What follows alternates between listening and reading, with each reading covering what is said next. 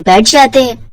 लेकिन अगले दिन सास ने दोनों बहुओं को सबक सिखाने का फैसला किया। अगली शाम रसोई से बर्तन धोने की आवाज आती है। दीदी, अभी तो हम रसोई में गए भी नहीं, फिर ये बर्तन धोने की आवाज कहाँ से आ रही है? चलो देखते हैं। दोनों अंदर जाकर देखती हैं तो अनुज बर्तन मांज रहा होता है, रोहन धो रहा होता है और बूढ़ी सास पार्वती खाना बनाने लगती है।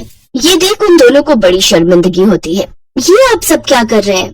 बहू, अब तुम दोनों से तो ना बर्तन धुलते हैं ना खाना बनता है, तो हमने सोचा हम खुद ही ये काम कर लेते हैं ताकि हमें रात की रसोई खाना तो नसीब हो। तुम दोनों जाओ और आराम करो। नहीं माँ जी, हमें माफ कर दीजिए, हमारी रहते आपको ये सब काम करना पड़ रहा है। हाँ माँ जी, हमसे भूल हो गई, हमें अपनी गलती का एहसास हो चुका है। अब से आपको कभी शिकायत का मौका नहीं देंगे।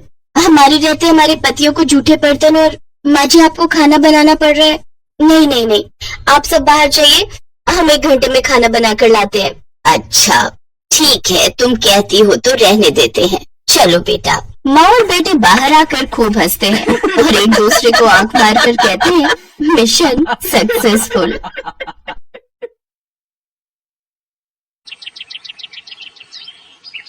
एक रोज शाम के वक्त हिना अपनी माँ के साथ बैठी हुई होती है। तभी वो अपने फोन में अपनी माँ को एक लड़की की फोटो दिखाते हुए कहती है, माँ ये देखो, ये लड़की कितनी मॉडर्न एंड टॉल है, ये मेरे भैया के साथ एकदम फिट बैठेगी। तभी उस घर की बड़ी बहू मानसी वहाँ आती है। चलिए माँ जी, हिना दीदी खाना लग गया है। बहू यहाँ तो आ, ये देख हम तेरे देवर के लिए रिश्ता.com की साइट पे लड़की ढूंढ रहे हैं, जो कि सुंदर होने के साथ साथ अमीर भी है।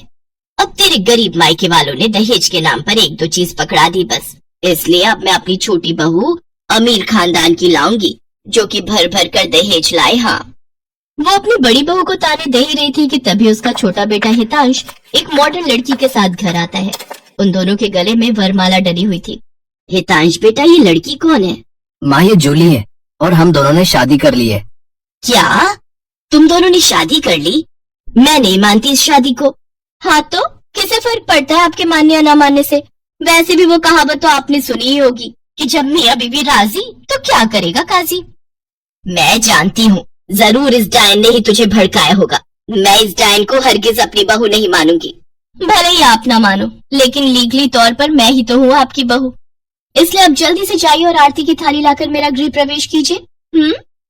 सास बेमन से अपनी नई बहू का स्वागत करती है। जूली हितांश के साथ अपने कमरे में चली जाती है। हे राम, माँ अपनी इस नई छैल छबीली के तेवर देखे, इसके तो रंग ढंग ही अलग है, बड़ा ही घमंड है इसमें। तू चिंता मत कर बेटी, कल इसका ससुराल में पहला दिन है, तुम देखना अगर मैंने भी इसका घमंड चूर चूर नहीं किया तो। अगले दिन सुबह हितांश के पिता यानी जूली के ससुर अपनी पत्नी से कहते हैं, ना देखो तो सुबह के 10 बजने को है और ये नई बहू अभी तक अपने कमरे में सोई पड़ी है, और आज इसका रसोई में पहला दिन है और ये अभी तक अपने कमरे में है।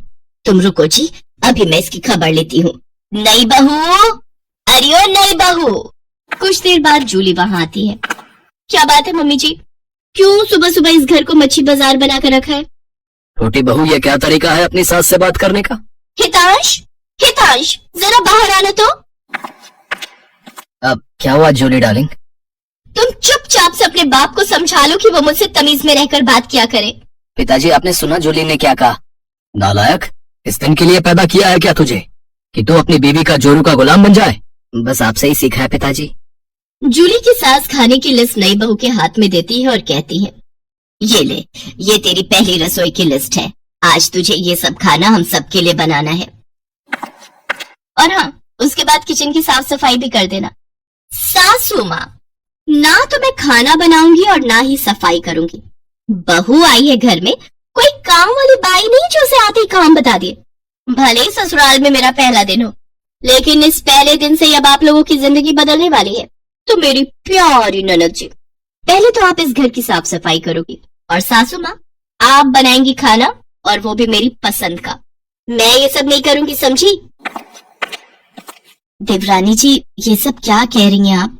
हम इस घर की बहू हैं और ससुराल वालों का ख्याल रखना हमारा फर्ज है।